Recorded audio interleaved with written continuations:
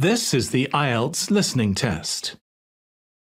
You will hear a number of different recordings and you will have to answer questions on what you hear. There will be time for you to read the instructions and questions, and you will have a chance to check your work. All the recordings will be played once only. The test is in 4 parts. At the end of the test, you will be given 10 minutes to transfer your answers to the answer sheet. Now turn to Part 1.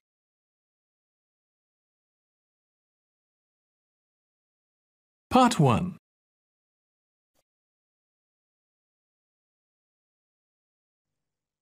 You will hear a woman, Paula, phoning her friend Ralph about an application to the local council for money for their drama club. First, you have some time to look at questions 1 to 3.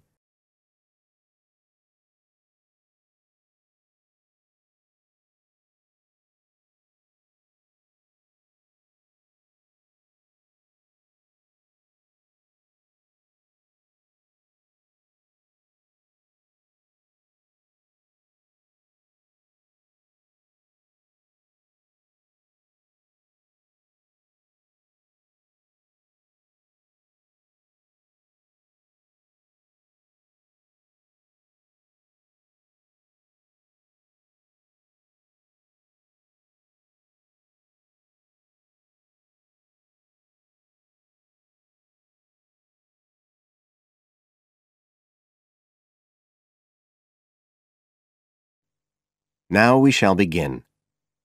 You should answer the questions as you listen, because you will not hear the recording a second time. Listen carefully and answer questions 1 to 3.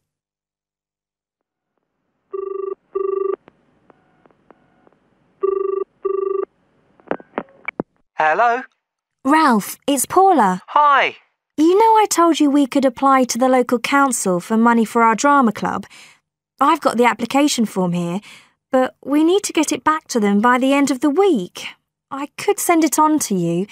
You really ought to fill it in as president of the club, but I don't know if it'll get to you in time. Well, you're the secretary, so I expect it's okay if you fill it in.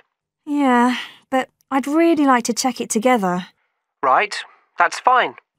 Like, the first part asks for the main contact person. Can I put you there? Sure.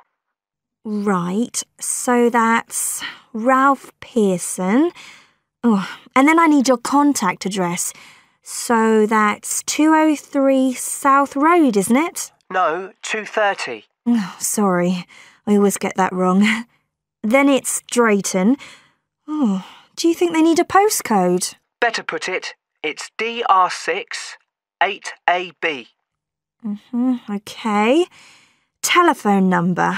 That's 01453 586 098, isn't it? Yes. Right. Now, in the next part of the form, I have to give information about our group. So, name of group, that's easy. We're the Community Youth Theatre Group. But then I have to describe it. So, what sort of information do you think they want? Well, they need to know we're amateurs, not professional actors. And how many members we've got. What's that at present, 20? 18. And should we put in the age range? That's 13 to 22? No, I don't think we need to. But we'd better put a bit about what we actually do. Something like members take part in drama activities. Activities and workshops? OK. Right. That's all for that section, I think. You now have some time to look at questions 4 to 10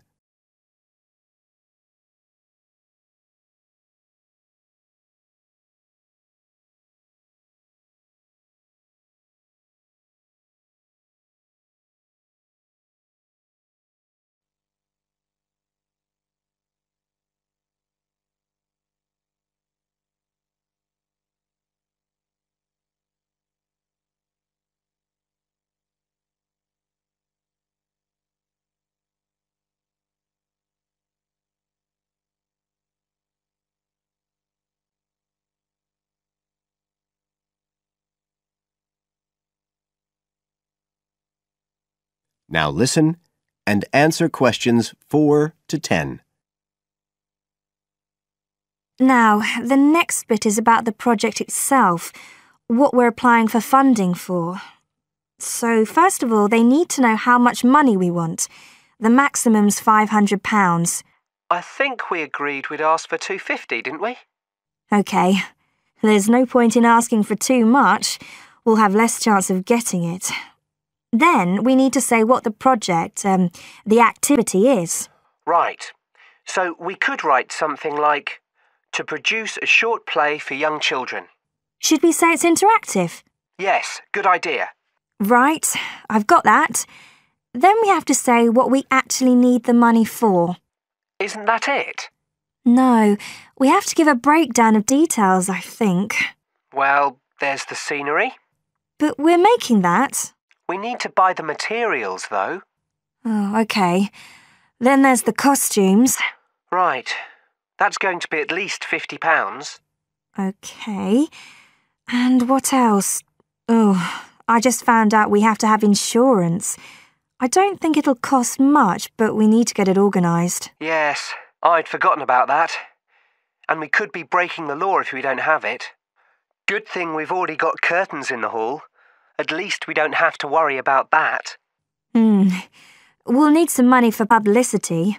Otherwise, no one will know what we're doing. And then a bit of money for unexpected things that come up. Just put sundries at the end of the list. OK, fine. Now, the next thing they want to know is if they give us the grant, how they'll be credited. What do they mean, credited? I think they mean how we'll let the public know that they funded us. They want people to know they've supported us. It looks good for them. Well, we could say we'd announce it at the end of the play. We could make a speech or something. They might prefer to see something in writing. We'll be giving the audience a programme, won't we? So we could put an acknowledgement in that? Yeah, that's a better idea. OK, and the last thing they want to know is if we've approached any other organisations for funding and what the outcome was. Well, only National Youth Services, and they said that at present funds were not available for arts projects. Right, I'll put that. And then I think that's it. I'll get that in the post straight away. I really hope we get the money. I think we've got a pretty good chance. Hope so anyway. Thanks for doing all this, Paula. That's OK. See you soon. Bye. Bye.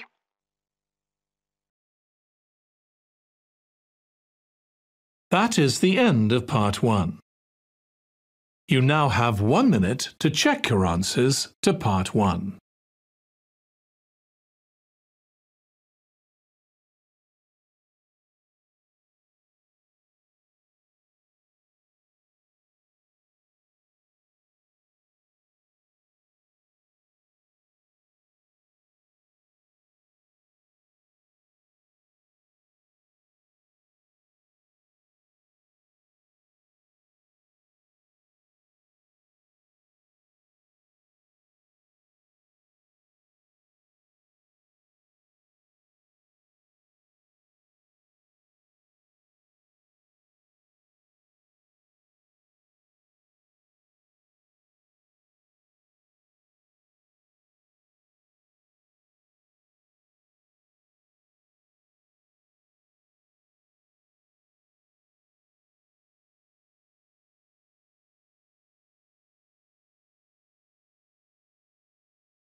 Part 2. You will hear Joanne describing her home city of Darwin in Australia to a man called Rob, who hopes to go there. First, you have some time to look at questions 11 to 15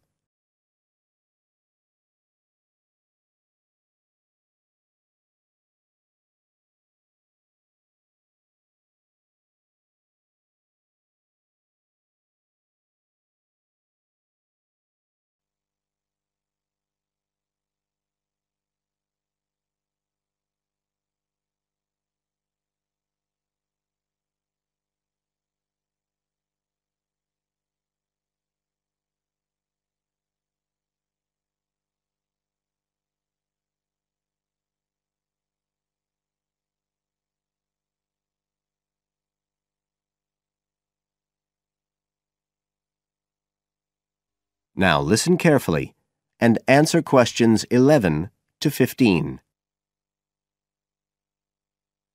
Joanne? Hi, you must be Rob. Nice to meet you. So, I hear you're planning to visit Australia. Yeah, and I really wanted to talk to you because I was thinking of spending some time in Darwin, and my sister told me you're from there. That's right. So, tell me about it. Well, where shall I start? Well, Darwin's in what they call the top end because it's right up at the northern end of Australia, and it's quite different from the rest of Australia in terms of cultural influences. In fact, it's nearer to Jakarta in Indonesia than it is to Sydney, so you get a very strong Asian influence there. That means we get lots of tourists. People from other parts of Australia are attracted by this sort of international cosmopolitan image. And as well as that, we've got the same laid-back atmosphere you get all over Australia, probably more so, if anything, because of the climate. But what a lot of the tourists don't realise until they get there is that the city's also got a very young population. The average age is just 29, and this makes the whole place very buzzy. Some people think that there might not be that much going on as far as art and music and dancing and so on are concerned because it's so remote. I mean, we don't really get things like theatre and opera in the same way as cities down in the south, like Sydney, for example, because of the transport expenses. But in fact, what happens is that we just do it ourselves. Lots of people play music, classical as well as pop, and there are things like artists groups and writers groups and dance classes. Everyone does something. We don't just sit and watch other people. You said it's very international? Yeah, they say there's over 70 different nationalities in Darwin. For instance, there's been a Chinese population there for over 100 years. We've even got a Chinese temple. It was built way back in 1887, but when a very bad storm, a cyclone in fact, hit Darwin in the 1970s, it was almost completely destroyed. The only parts of the temple that survived were part of the altars and the stone lions. But after the storm, they reconstructed it using modern materials. It's still used as a religious centre today, but it's open to tourists too, and it's definitely worth going to see it. Oh, and as far as getting around goes, you'll see places that advertise bicycles for hire, but I wouldn't recommend it. A lot of the year it's just so hot and humid. Some tourists think it'll be fine because there's not much in the way of hills and the traffic's quite light compared with some places, but believe me, you're better off with public transport. It's fine and not expensive. Or you can hire a car, but it's not really worth it. What's the swimming like? Well, there are some good beaches, but the trouble is that there's this nasty creature called the box jellyfish, and if it stings you, you're in bad trouble. So you have to be very careful most of the year, especially in the winter months. You can wear a lycra suit to cover your arms and legs, but I wouldn't like to risk it even so, personally. And there are the saltwater crocodiles too. I mean, I don't want to put you off. There are protected swimming areas netted off where you'll be safe from jellyfish and crocs, or there are the public swimming pools. They're fine, of course. You now have some time to look at questions 16 to 20.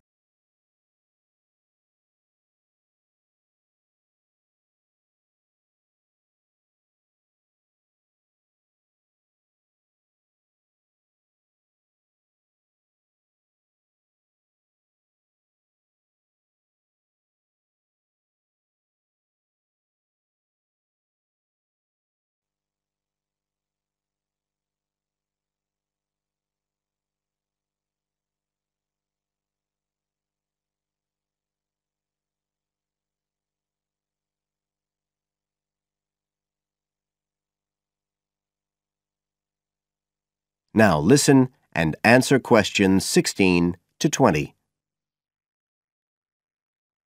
So, which places would you specially recommend?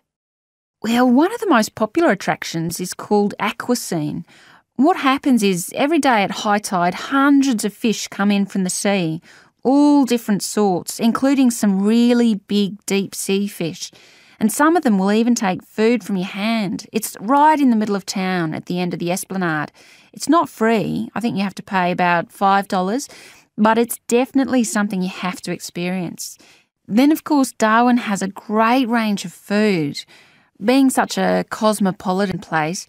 And if you don't have lots to spend, the best place to go is to Smith Street Mall, where they have stalls selling stuff to eat.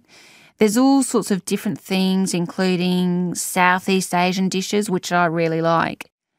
You'd think there'd be plenty of fresh fish in Darwin, as it's on the coast, but in fact, because of the climate, it mostly gets frozen straight away. But you can get fresh fish in the restaurants on Cullen Bay Marina. It's a nice place to go for a special meal, and they have some good shops in that area too. What else? Well, there's the Botanic Garden. It's over 100 years old and there's lots to see. An orchid farm, rainforest, a collection of palm trees, a wetlands area. You can easily spend an afternoon there. That's at Fanny Bay, a couple of kilometres out to the north. Then, if you've got any energy left in the evening, the place to go is Mitchell Street. That's where it all happens as far as clubs and music and things are concerned. You'll bump into lots of my friends there. Talking of friends, why don't I give you some email addresses? I'm sure they wouldn't mind. That is the end of part 2. You now have 30 seconds to check your answers to part 2.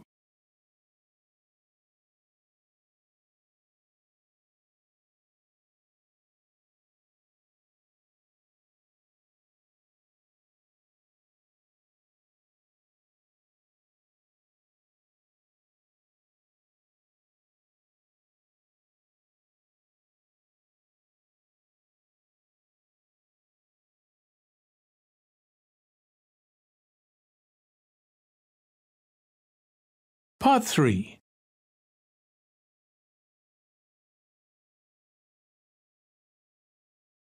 You will hear a discussion about a system of writing for the blind known as Braille. First, look at questions 21 to 23.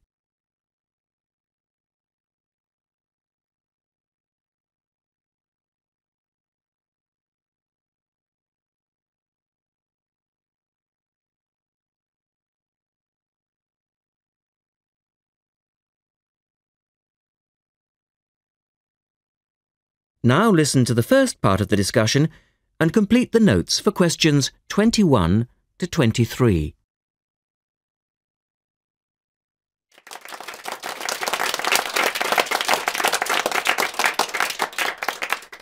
We're very pleased to welcome to our special interest group today Dr. Linda Graycar, who is from the City Institute for the Blind.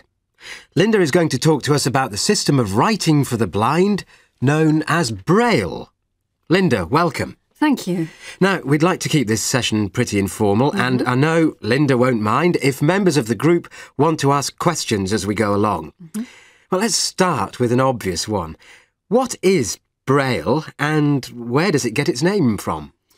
Well, as you said, Braille is a system of writing used by and for people who cannot see. It gets its name from the man who invented it, the Frenchman Louis Braille, who lived in the early 19th century. Was Louis Braille actually blind himself?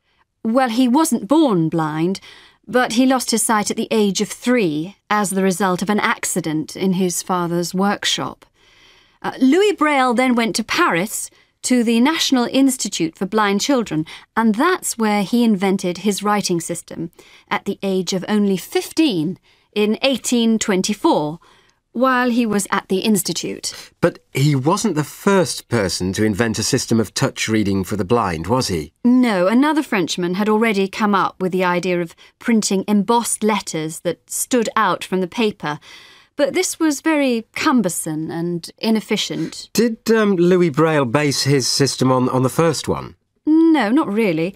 When he first went to Paris, he heard about a military system of writing using 12 dots. This was a system invented by an enterprising French army officer, and it was known as night writing. It wasn't meant for the blind, but rather for battle communications at night. That must have been fun. Look at questions 24 to 30.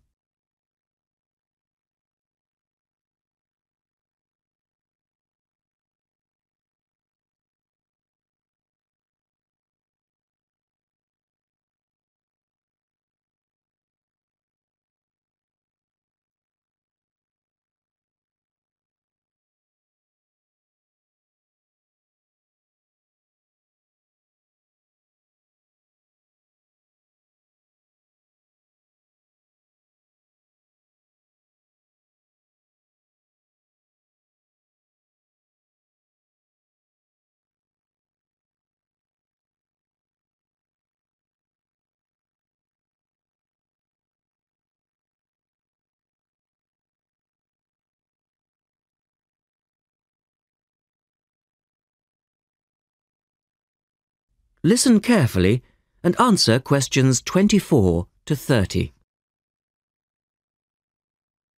Anyway, Braille took this system as a starting point, but instead of using the 12 dots, which night writing used, he cut the number of dots in half and developed a 6-dot system. Can you give us a little more information about how it works? Well, it's a system of touch reading, which uses an arrangement of raised dots called a cell. Braille numbered the dot positions 1, 2, 3 downward on the left and 4, 5, 6 downward on the right. The letters of the alphabet are then formed by using different combinations of these dots. Yes? So, is the writing system based on the alphabet with each word being individually spelt out? Well, it's not quite that simple, I'm afraid. For instance, the first 10 letters of the alphabet are formed using dots 1, 2, 4 and 5. But Braille also has its own short forms for common words. For example, B for the word but and H for have. There are many other contractions like this. So you spell out most words letter by letter, but you use short forms for common words? Yes. Though I think that makes it sound a little easier than it actually is. And was it immediately accepted? I mean, did it catch on straight away? Well, yes and no. It was immediately accepted and used by Braille's fellow students at the school, but the system was not officially adopted until 1854, 2 years after Braille's death. So official acceptance was slow in coming. I suppose it works for all languages which use the Roman alphabet. Yes, it does, with adaptations, of course. Can it be written by hand, or do you need a machine to produce Braille? Well, you can write it by hand onto paper with a device called a slate and stylus. But the trick is that you have to write backwards, from right to left, so that when you turn your sheet over, the dots face upwards and can be read like English from left to right. Oh, I see. But these days, you'd probably use a Braille writing machine, which is a lot easier. And tell us, Linda, is Braille used in other ways, other than for reading text? Yes, indeed. In addition to the literary Braille code, as it's known, which of course includes English and French, there are other codes. For instance, in 1965, they created a form of Braille for mathematics. I can't imagine trying to do maths in Braille. Yes, that does sound difficult, I agree. And there's also a version for scientific notation. Oh, and yes, I almost forgot. There is now a version for music notation as well. Well, thanks, Linda. That was most interesting. Now, does anyone have any last questions? Yes. Roughly how long does it take to learn to read Braille? Can you do it in a day? That is the end of part 3. You now have 30 seconds to check your answers to part 3.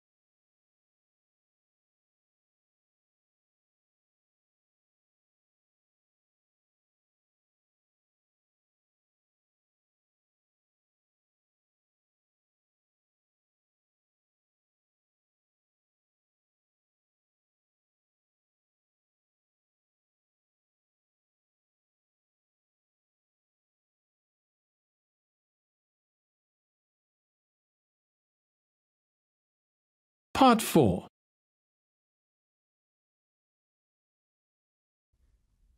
You will hear a talk about memory in babies and young children. First, you have some time to look at questions 31 to 40.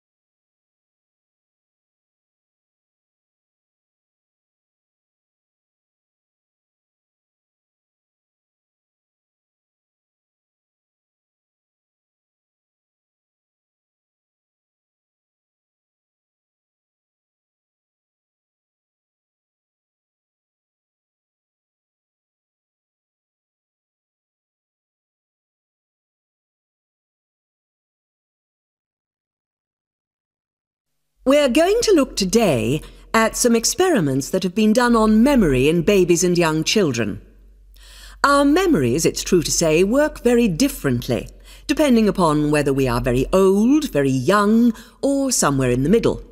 But when exactly do we start to remember things? And how much can we recall? One of the first questions that we might ask is, do babies have any kind of episodic memory? Can they remember particular events? Obviously, we can't ask them, so how do we find out?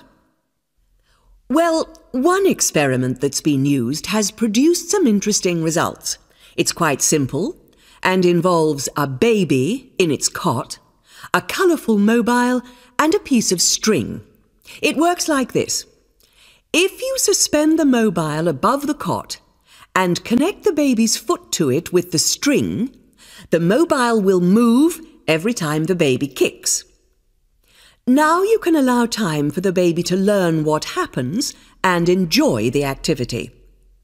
Then you remove the mobile for a time and reintroduce it sometime from 1 to 14 days later. If you look at this table of results, at the top 2 rows, you can see that what is observed shows that 2-month-old babies can remember the trick for up to 2 days, and 3-month-old babies for up to a fortnight.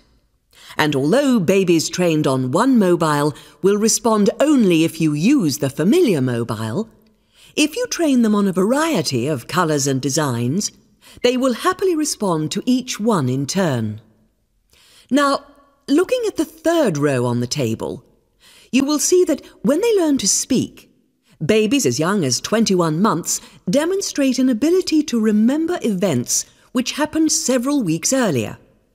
And by the time they are 2, some children's memories will stretch back over 6 months, though their recall will be random, with little distinction between key events and trivial ones.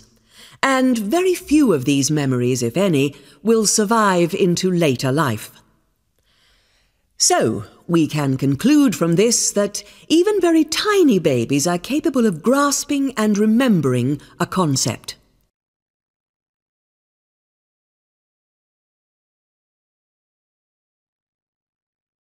So, how is it that young infants can suddenly remember for a considerably longer period of time?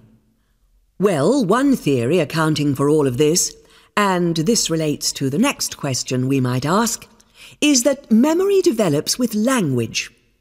Very young children with limited vocabularies are not good at organising their thoughts. Though they may be capable of storing memories, do they have the ability to retrieve them? One expert has suggested an analogy with books on a library shelf. With infants, he says, it's as if early books are hard to find because they were acquired before the cataloguing system was developed. But even older children forget far more quickly than adults do.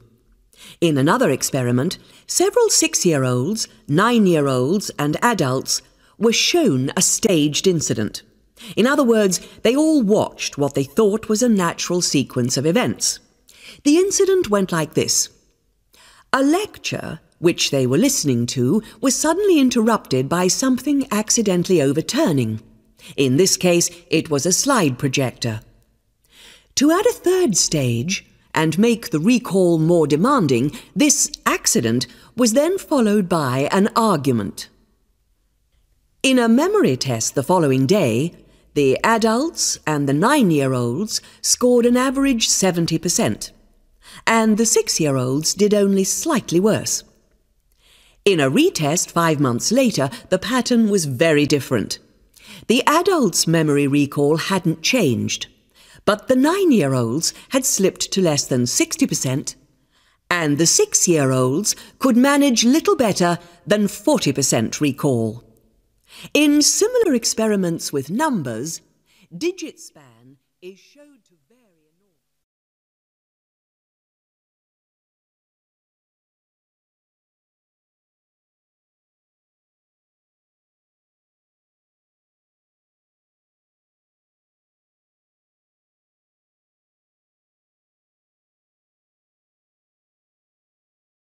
That is the end of Part 4. You now have 1 minute to check your answers to Part 4. That is the end of the listening test. In the IELTS test, you would now have 10 minutes to transfer your answers to the answer sheet.